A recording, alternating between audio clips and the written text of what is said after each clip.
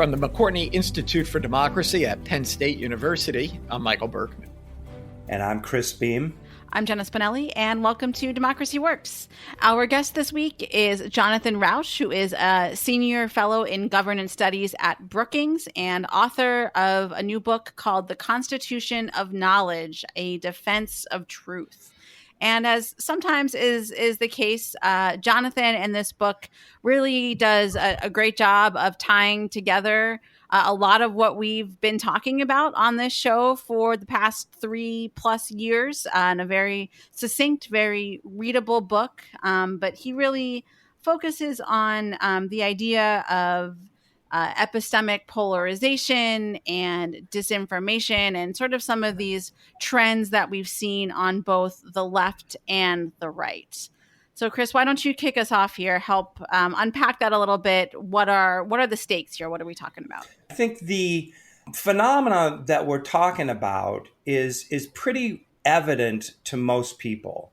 It's just that, partisan groups, partisan tribes will look at the other side almost exclusively, right? But when we talk about things like the big lie and the idea that we can continue to present as true an argument for which there is no evidence and no institutional support, i.e., judicial cases or what have you, and still argue that claim about lie has the same epistemological standing as the truth, which is that Joe Biden won the presidential election, is on the one hand, right? On the other hand, you have this argument on the left that says that there are some claims that, or some arguments, or even some questions that are so hurtful or so demeaning or so inclined to undermine the status of marginalized people in this country that those questions must not be asked. Those arguments must not be made. And therefore, argument is shut down. The cancel culture, right? That the person who made it not only is the argument that made it, but the person who made it is illegitimate. And his argument, Jonathan Rauch's argument, is that both of those things are ultimately the same. Both of them ultimately undermine the prerequisites upon which any democracy must proceed. I sometimes think of this podcast series as an extended seminar and find myself making connections back to guests that we had a while ago. And I really like when every once in a while we come across a guest or a book or something, a body of work that really ties things together nicely that we've talked about before. And that's kind of the context in which I read Rauch's book. Discussions we've had about Russian propaganda techniques and about polarization in its many forms, about epistemological polarization in particular, about the big lie, which we've talked about at some length, and cancel culture, which I think we've talked about less, but going forward, we'll probably need to talk about more. And I think what he's trying to do, Chris, I guess I would take issue with one thing when you said something about the truth. And the big lie is not the truth, right? That's why we call it the lie. But I think Rauch is trying to say something else. Even in scientific, when we're doing hard science kind of work, there's always some uncertainty. There's always some element of probability. Truth is always kind of elusive. But we have mechanisms, we have processes, we have institutions that are designed to help us to get there. I don't remember if this is something that's in the book or if you said it during the interview, but the book is something of a love letter to institutions and the people within those institutions. And he defines institutions as universities, news outlets, the government, exactly. those types of things. And so, he sort of talks about how people sort of took those institutions for granted, perhaps for a while. And now, the big lie and all these other factors are eroding trust in those institutions. And we're living with the ramifications of what happens when that trust is Yeah, eroded. really well put, Jenna. And, university scientific research is one institution that's been set up to discover knowledge and essentially the truth. And then our job as professors is to profess it, right? That's what we do. But we have peer review, we have grant reviewing agencies, we have all of these different mechanisms and rules and procedures. And journalism, which has just taken such a hit over the last 4 years of being accused of being nothing but a bunch of partisan hacks, also has, its professional methods and its techniques and its approaches. And it too is a way of discovering certain truths, as our courts, which have their own sets of procedures, and frankly, as our legislatures and, inquiries and other sorts of ways. And his point, and I think he's so right about this, is a just sort of nihilistic attack on all of them. And then where are we left? His argument is not that there's other institutions doing this, but there's a methodology to all these institutions that's very similar, and that when you undermine one, you undermine all. And so science works this way, law works this way, journalism works this way, and politics works this way. And so it's only by acknowledging that, and once you understand that and acknowledge that, you realize just how much rests on these methods. Well, that was a very helpful framing of, I think, some of Jonathan's arguments and the perspective that he comes from. So let's go now to the interview.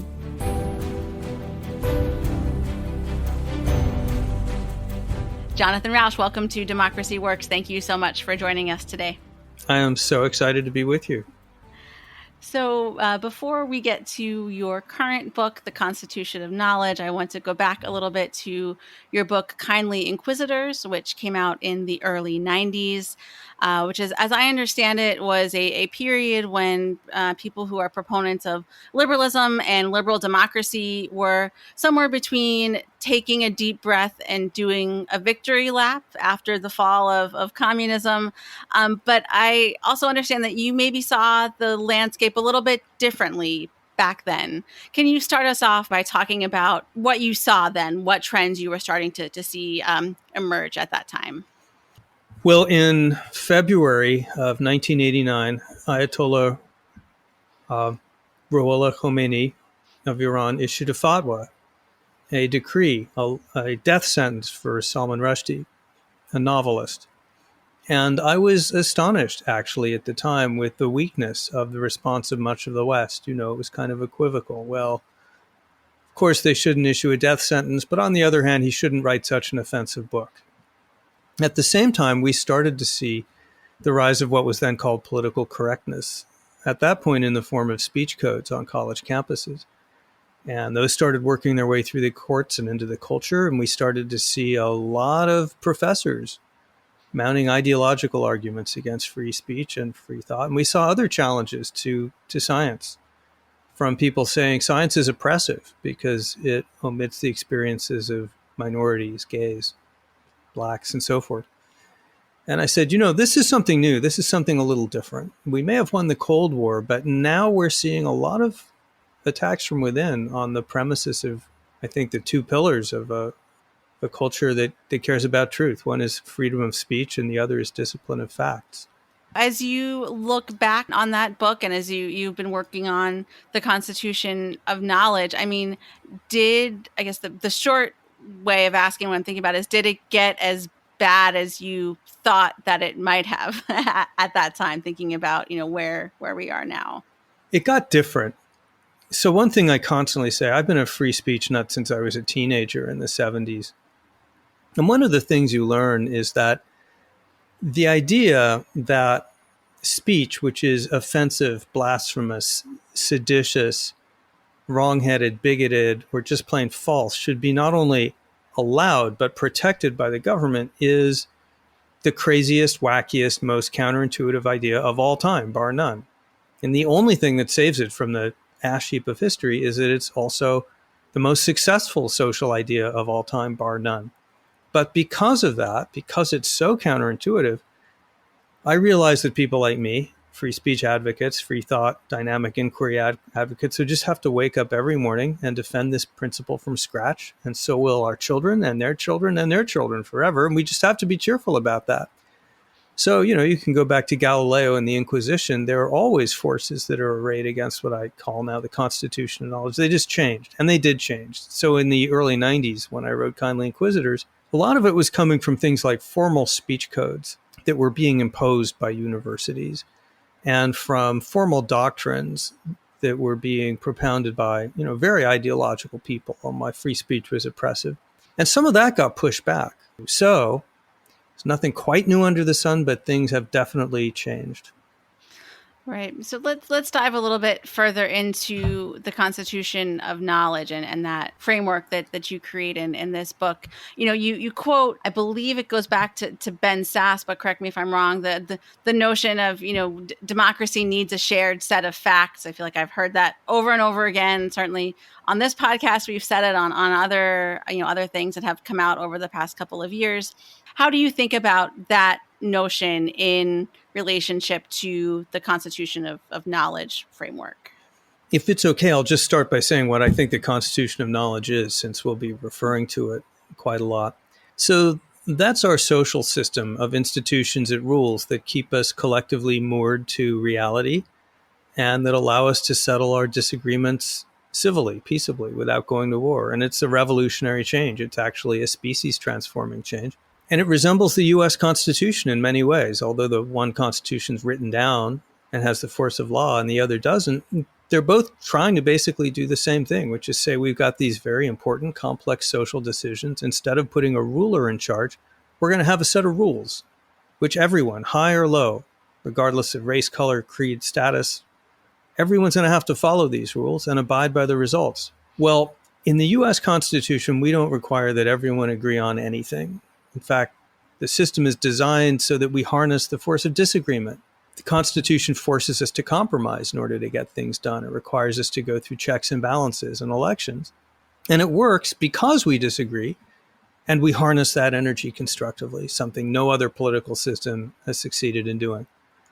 Constitution of Knowledge. So do we all need to agree on all facts? Well, that'll never happen. And if it did, it would be a terrible thing because science would grind to a halt. Because a lot of the stuff we agree on would be wrong and we wouldn't find our mistakes. We never see our own mistakes. Whole point of science isn't to avoid making mistakes, it's to make them super quickly. So Constitution of Knowledge works the same way. It doesn't say we have to agree on all our facts, but we have to agree on a system for reaching facts. And on any given day, we're having a lot of arguments about a lot of factual things. But we should be in general agreement that we have these systems under the Constitution of Knowledge. I call it the reality-based community. And that it does a pretty good job, and that sometimes you or I might lose an argument, but still the account of the consensus about knowledge, objective knowledge that comes out of that on any given day, that's as close as we can come that day to truth. So we do have to agree on that. And Senator Sass is right. If that's what he means, yeah, we're definitely losing that. Can you say more about who's in or who's part of those reality-based communities? Who creates the Constitution of Knowledge? So lots and lots of people and organizations, mostly professionals. Truth-seeking is primarily a professional job. But there are really four big pillars. The most important, if you had to name just one, would be science, research, and academia. That's what you folks are doing in State College. And that's the search for truth in labs and in journals, in academic work, in research. The second big world of the reality-based community is the one that I'm based in, and that's journalism. The third is law. A lot of people don't know this, but the concept of a fact originates in law, not in science. Because law courts, before we had, modern science, law courts needed some kind of account of truth in order to decide who was right and who was wrong. Law is very fact-based and very truth-seeking. That's what juries do, and it's how advocates present their cases and judges decide. And if you don't think that courts are reality-based, ask Donald Trump, who tried dozens of frivolous lawsuits that were not factual and was thrown out on his ear. And then the fourth big realm, which is government. So government does all kinds of things, like NIH, a research institute, National Oceanic and Atmospheric Administration, forecasts the weather. Congressional Budget Office, the Government Accountability Office. Many, many branches of government are about facts finding and settling on an account of facts that we can use to make public policy. Like, maybe I think Elvis Presley is still alive, and I'm entitled to believe that, but the government is not going to send him a Social Security check. So those are the big four, and those are the big four that are also under attack right now. Right. And in terms of how those big four groupings of organizations and institutions are being attacked, you point to in the book both the threat, mostly from the right, conspiracy theorists, fire hose of falsehoods, all of those things, and also, as you've already been discussing, the sort of cancel culture, mostly from the far left. Now, those issues are often talked about separately. I don't know that I've encountered anyone who kind of threads them together in quite the way that you do here. Can you walk us through that, how you see those two threats kind of fitting together, or how it might make sense to think about them together? Yes, thank you, Jenna. You've kind of reached the core of the second big message of the book. The first big message is the one we've been discussing, that there is a constitution of knowledge, just a marketplace of ideas. Free speech is not enough. You need all that structure, all those institutions and rules to actually turn free speech into knowledge, turn information into facts. The second big message is you're being manipulated.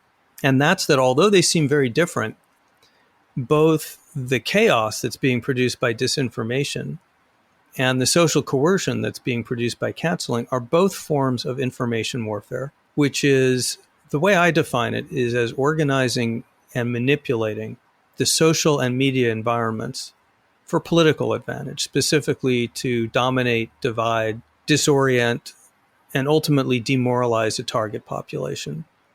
So what disinformation does is it weaponizes some very deep cognitive vulnerabilities that humans have in terms of how we believe things and whom we believe. Like, for example, even without being aware of it, we tune not only our beliefs, but even our perceptions to what people around us are saying and seeing and believing. Well, suppose you can spoof consensus. Suppose you can diddle with algorithms and celebrity endorsements and search engine optimization to make it look, if you get online and type in vaccine, what you get back makes it look like most of the world thinks that vaccination is dangerous. Anti-vaxxers figured that out in 2014. What they're doing is spoofing consensus. They're making it look like a lot of people believe something only a fringe belief, and that plays with our brains. That makes us think, well, there must be something to this. Conspiracy theories, which you mentioned, are another favorite way of doing this. Plays to our weakness to always be looking for explanations for things. You mentioned fire hose of falsehood. That's when you put out so much disinformation and misinformation so quickly that, as Stephen Bannon, Trump's strategist, said, you flood the zone with shit. The media can't keep up. The public gets disoriented, cynical. Or you can use out and out social coercion, and that's canceling.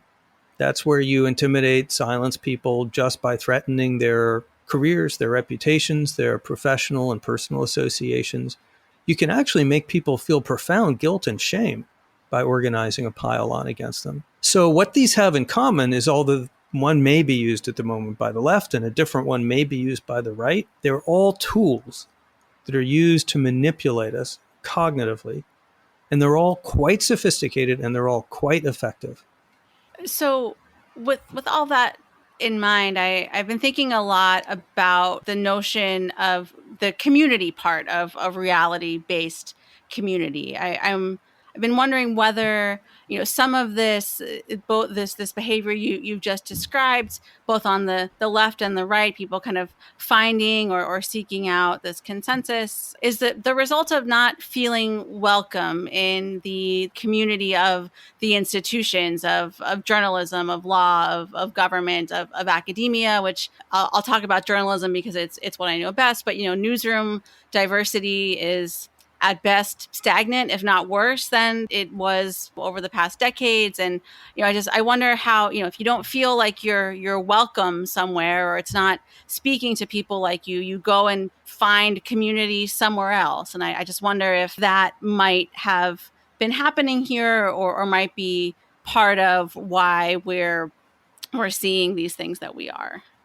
Well, maybe a factor. It's part of a larger social problem, which is that a lot of the kinds of civic institutions and organizations that we just relied on to give us a sense of agency, control in our lives have become less effective. Everything from unions, or the mainline churches, civic organizations like the clubs people were members of, Boy Scouts is in trouble. You can go through all of society.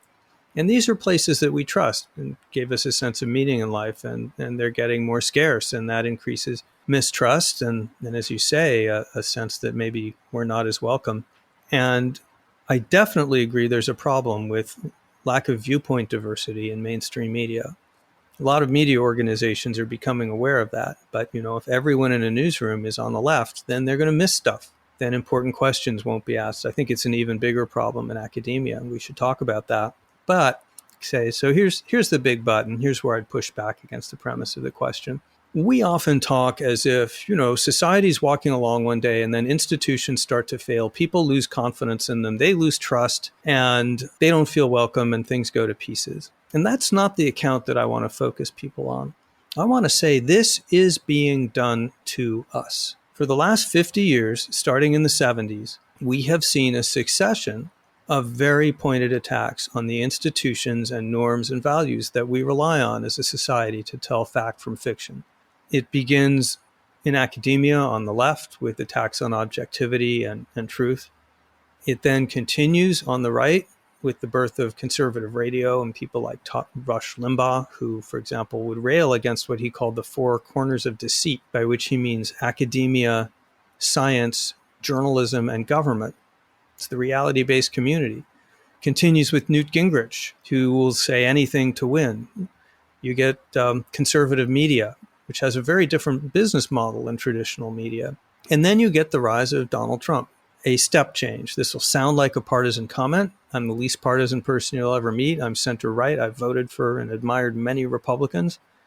Donald Trump is different because Trump and his MAGA forces, now with the concurrence of the Republican base and the Republican Party, adapted and applied Russian-style mass disinformation techniques against the United States public. And that's never been done before. No one had the audacity or imagination to think that you could put out so many lies and conspiracy theories so quickly that you would swamp the system, deliberately cause divisiveness, disorientation, domination, all the things we're talking about. Right. And I think, a lot of our listeners are part of those institutions and probably, it's easy to kind of feel helpless or think, what can I do given that there's such the degree and scale of these things that are happening? How would you advise listeners to sort of move beyond that perhaps feeling of helplessness that they might have? Well, yeah, let's start with the feeling of helplessness. You may have noticed that in my formulation of what information warfare, what I really call epistemic warfare, is trying to do, is it ends with the phrase demoralize. It's about dominating, dividing, disoriented, and ultimately demoralizing the target population. What all of these techniques are trying to do is inculcate a sense of futility. There's nothing I can do to change things. I can't know the truth about who hacked the DNC server. Maybe it was Russia. Maybe it was Ukraine. I can't be sure about the path of a hurricane. I don't know who to trust about vaccines. If I speak out on campus, I'll be investigated, I'll be shunned, and there's only me. This is all about trying to get us to feel demoralized, because demoralization is demobilization. The people who are doing this know that if they can divide us and demoralize us, we will be ineffective. So the very first place to start is with the premise of the question, which is correct, which is not to let ourselves be demoralized. That when we throw up our hands and say it's an impossible problem, we let them achieve their goals. The last big theme of my book, I mentioned there are three. It's they're not 10 feet tall, we are. If we get our act together, the Constitution of Knowledge is incredibly robust and incredibly successful. It has transformed our species from 2,000 years of basically tribal ignorance, oppression, and war to being able to mobilize millions of minds and thousands of organizations on multiple continents to decode a viral genome in days and put this vaccine in mind. Unheard of. It's fantastically effective, but we have to defend it. We have to understand it's under attack.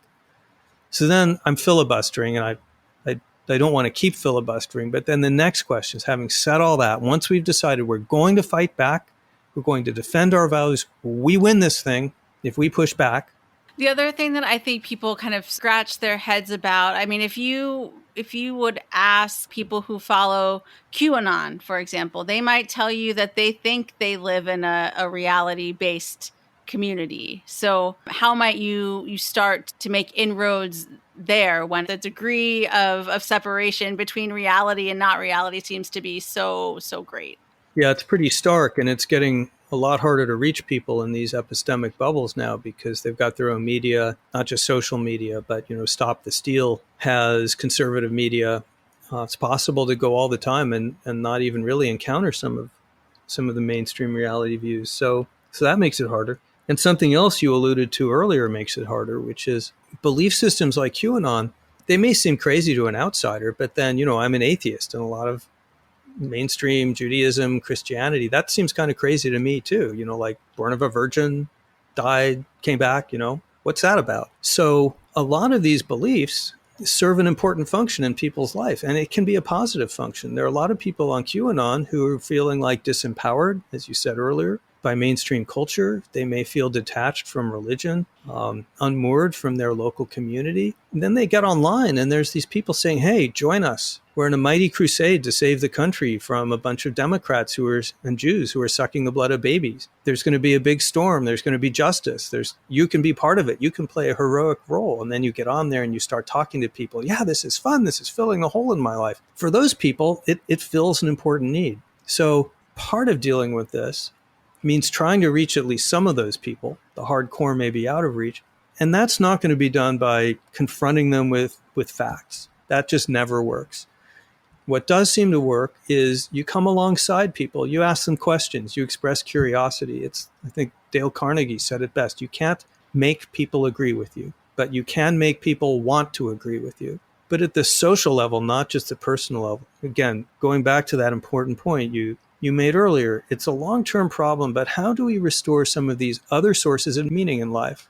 My late uncle was a union man, and, he could no longer walk toward the end of his life, but he would go to those weekly union meetings, even though he was long retired. That was such a sense of meaning and purpose for him. So a lot of this has to do with repairing parts of society that we've allowed to languish. Does that make sense?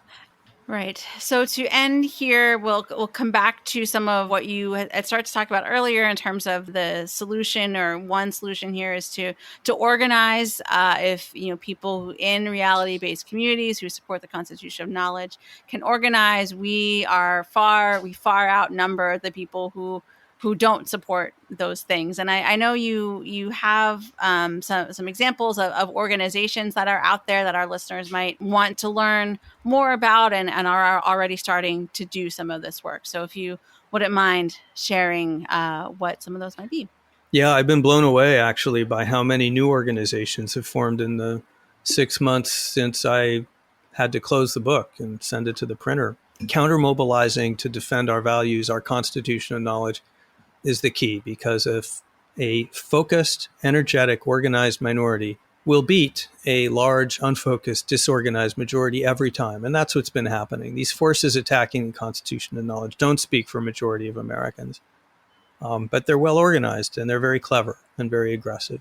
So we've seen just over the last few months the rise of the Academic Freedom Alliance, which is a national organization of professors on a NATO-like model, which is a violation of academic freedom anywhere against one professor is a violation of all. And they're going to defend professors who find themselves under the gun being investigated for having heterodox views. There's Foundation Against Intolerance and Racism. This is focusing largely, though not exclusively, on schools that are promulgating illiberal viewpoints, illiberal versions of certain views. And they're trying to build a curriculum, for example, anti-racism that is pro-pluralist.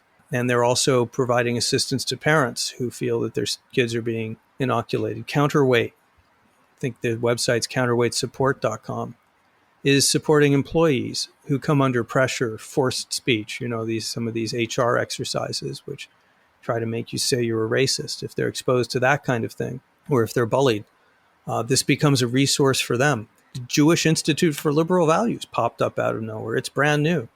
It's exactly what it sounds like. There are more. There are many more. Princetonians for free speech. Existing organizations are doing more. The Foundation for Individual Rights and Education is stepping up. So what we're seeing, what needs to happen, is a society-wide mobilization of people who believe in the Constitution of knowledge, who believe in pluralism and robust debate, and sometimes being humble about what we believe, being willing to talk to people who think we're wrong. That mobilization, I think, is beginning. And there's something that each of us can do. I'd add Braver Angels to that pile. And it's one of a lot of organizations as well that are working on the polarization problem. There's Bridge USA. There's, I think it's called Living Room Conversations. There's all kinds of things that individuals can do to start detoxifying their own world, their own environment. Yeah, and your book, it really is both a clear indication of why it's important to do that, and also I think a rallying cry to really, now or never. And I'm glad that we have your book to guide us on that journey, and I'm glad that we were able to have this conversation today. So, Jonathan, thank you so much for joining us. I was so privileged to be with you. Thank you.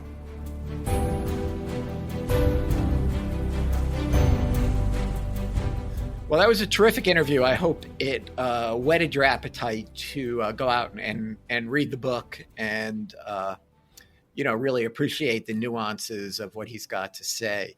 So, Chris, I think one of the really interesting things that Rauch is trying to do here is to draw an equivalency on the left and the right. Mm-hmm. And so we talk about there's a rush of propaganda techniques and spewing out lies from public officials and undercutting of epistemological institutions. But he's arguing that's going on the left a bit too, especially in university settings, especially with this idea of canceling. And, I find myself, first of all, aware of potentially my own self-defensiveness since I've worked in universities for a lot of time, for a lot of years, and a sense that maybe these two things aren't really the same. Mm-hmm. They're not really the same in what way? In terms of their impact, or in terms of how they operate? Yeah, in terms of the sort of threat to democracy that they present. Yeah.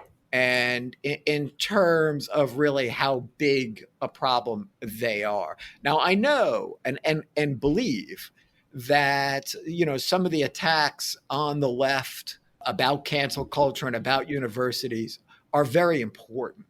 And they're important not only for the work we do here, but because I would argue they are really undercutting public support for universities, for university research, for university funding, for what universities do. And, we're recording this in the aftermath of several states telling universities what they can and cannot teach when it comes to issues of race is kind of a new world. So that's what I think that's really interesting, because I absolutely agree with you that there's no comparison between whatever happened with regards to Halloween costumes on, what was it, Yale or Princeton, I don't even remember, and the big lie. I don't think there's any way you can see those as the same in terms of their impact on American democracy.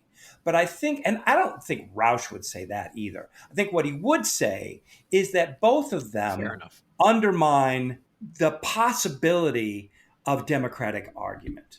When you say, all right, so we know how, the big lie does that, right? It undermines the idea, the integrity of institutions, the integrity of the journalists that cover this, the judiciary that makes rulings on it. All of these are undermined by the big lie. And that makes it hard to sustain a democracy. But when on the left, you see people saying, and he calls this emotional safetyism, which is a hell of a phrase. But his argument is that when people say, in response to an argument or a claim or a question, that statement offends me, and therefore it is not acceptable. It is a threat to my identity, and therefore, A, it is not acceptable for you to raise that question, and B, you are subject to some form of ostracism or cancellation because you made it. And when you do that, you destroy the possibility of democracy, because the point of democracy is that you're going to have people disagree with you and raise questions about claims that you take very, very seriously. But to say that any time that my feelings are sufficient ground for ruling out any claim, democracy cannot be sustained under those conditions. And I think he's right to say that both examples, the right and the left, undermine democracy. On the one hand, I think that, as you put it, this notion of excessive safetyism, that, you just get to determine what bothers you and hurts you, and so therefore that can't be said, that does affect the university, for example, since we're talking about the university right now, as a place of democratic dialogue and deliberation. And that's a bad thing. And we need to be wary of that. I think that we've seen more of that at particular types of schools than at others. I think you're more likely to see this at some of the smaller liberal arts schools with particular types of students than you necessarily are at a land grant institution. I just don't think it's as much in the culture here. It's not in my own experience. But I do think that he describes quite well, passionately and importantly, a kind of self-censoring that might go on within a university setting where people feel like there's certain things they really shouldn't say, not even because it necessarily violates the norm. Universities are also epistemological institutions where we are where we are trying to find the truth within our respective disciplines. And he has made the point, and Jonathan Haidt, who we've also had on, has made the point and is a leader on this point, that we need to have more diversity here because the kinds of questions that we approach, the kinds of questions that we address are limited if we're not a more diverse population. And, the way we may go about answering them is somewhat different. And in particular, in terms of ideological diversity. Mm-hmm. And you see here, it's like, I agree and I don't. And one thing that kind of bothers me about it is that, so I've been teaching for 30 plus years, and I have seen dramatic changes in university settings. I think they've become far more diverse, both in terms of gender and in terms of race. And I think that has led to institutional changes within universities with the developments of different kinds of programs and departments and research initiatives and all of that. And I see lots of questions asked now that weren't asked in the past because of this. And this is a good thing. Yet I feel like this is almost not really acknowledged by him and by some others because they're like, well, where are the conservatives? Where are the conservatives? And, I can find you the conservatives here. They're in the engineering department. Some of them are in the economics department. They're not really in the English department. And, I agree. I suspect there probably are questions that would be asked in the English department with more conservatives. But, there's also a bit of a selection issue there about who chooses to become an academic. And the fact that there are certain kinds of questions not being asked, good point. I'd like to see some acknowledgement of the kinds of questions we actually are asking now that we didn't 30 years ago. And there's sort of a suggestion in this book that things have degraded, here, that we become almost more homogenous. But actually the opposite is true. We've become less homogenous. Yeah, I think that is a fair criticism of the book, and I think it's a really good point.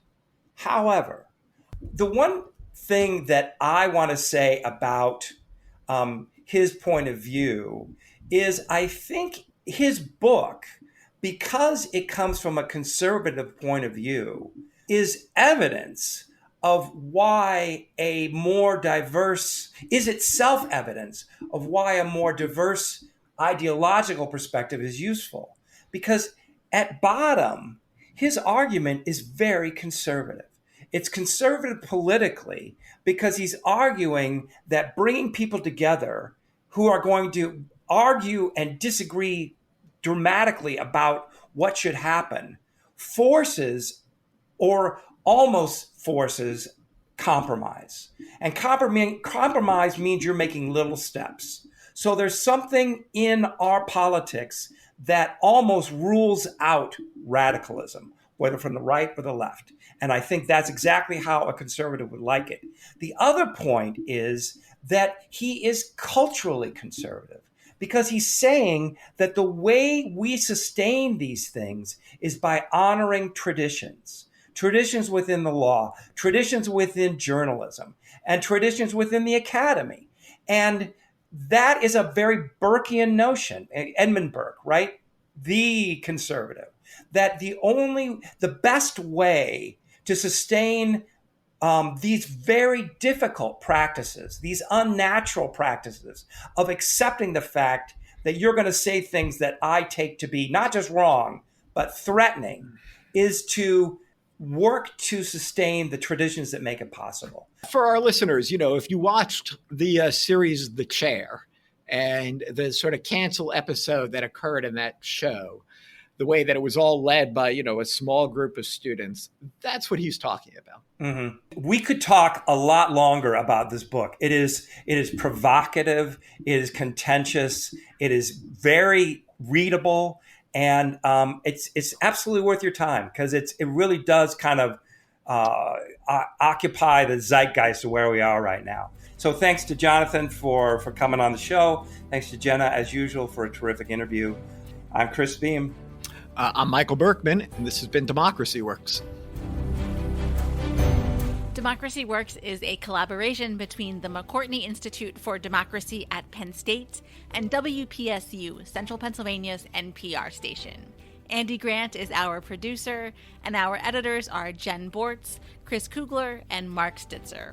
Editorial review by Emily Reddy. If you liked what you heard today, please consider leaving us a rating or review on Apple Podcasts. It helps other people find the show. Democracy Works is a proud member of the Democracy Group, a network of podcasts focused on democracy, civic engagement, and civil discourse. Learn more at democracygroup.org. Thanks for listening, and we'll see you next week.